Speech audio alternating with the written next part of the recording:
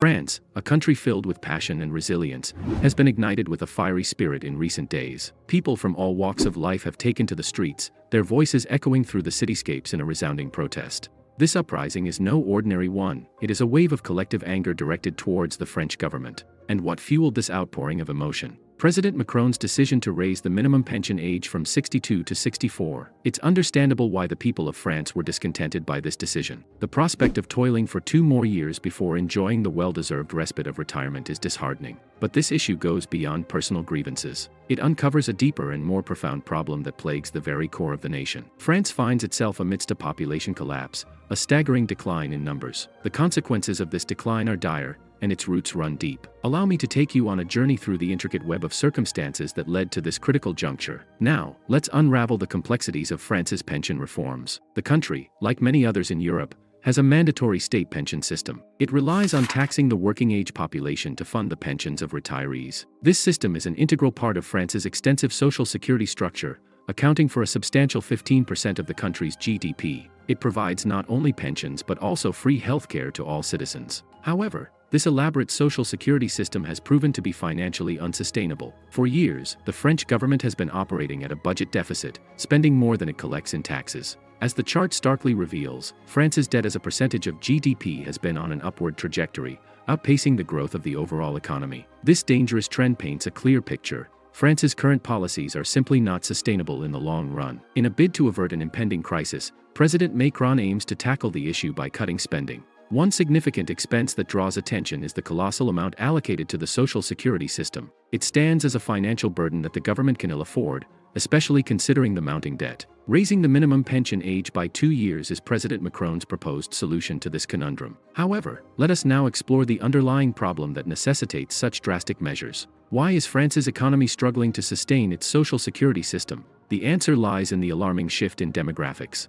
France is experiencing a rapid increase in its median age, currently hovering around 42 years. This means that approximately half of the population is older than 42. The implications of this demographic shift are profound, particularly for the social security system. The number of elderly retirees has surged, while the working-age population, responsible for generating taxes, has dwindled. In the 1960s, France boasted 4 workers for every retiree. Today, that ratio has plummeted to a mere 1.7 workers per retiree. This stark disparity places an immense strain on the government's ability to sustain the pension system. How can 17 workers realistically support the pensions of 10 retirees? France finds itself trapped in the clutches of its own demographic reality. To address this imbalance, raising the retirement age seems to be the only way forward. By increasing the number of working individuals and reducing the number of retirees, the system could regain stability, at least in the short term. However, as recent events have shown, this solution has sparked widespread outrage and protests across the country. The proposed increase in the minimum pension age has been seen by many as an unfair burden placed on the working class and a betrayal of the social contract. The protesters argue that the government's focus should be on creating more job opportunities and improving the economic conditions for all, rather than placing the burden solely on the workers by extending their retirement age.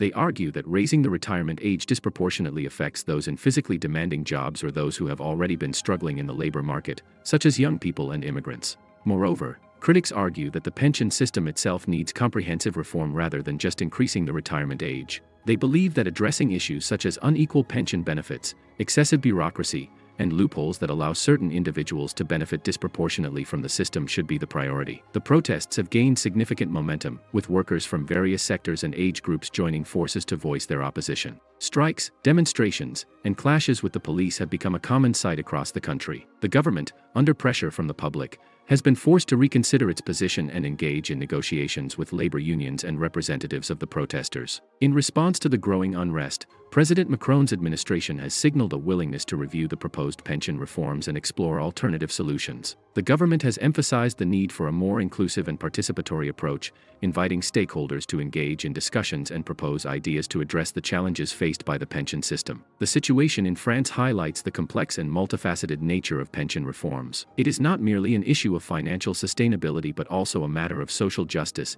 economic conditions, and intergenerational equity. The government now faces the challenging task of finding a balanced solution that takes into account the concerns of the protesters while ensuring the long-term viability of the pension system. The outcome of the protests and the future of pension reforms in France remain uncertain. However, what is clear is that the events unfolding in the country reflect broader challenges faced by many nations worldwide. The aging population, changing labor market dynamics, and increasing economic pressures pose significant hurdles in ensuring the sustainability of pension systems and maintaining social cohesion. As the discussions and negotiations continue, it is crucial for all stakeholders to engage in constructive dialogue, considering the long-term implications and the well-being of all citizens. Only through a collaborative and comprehensive approach can France hope to find a sustainable solution that addresses the concerns of the people while securing the future of its pension system.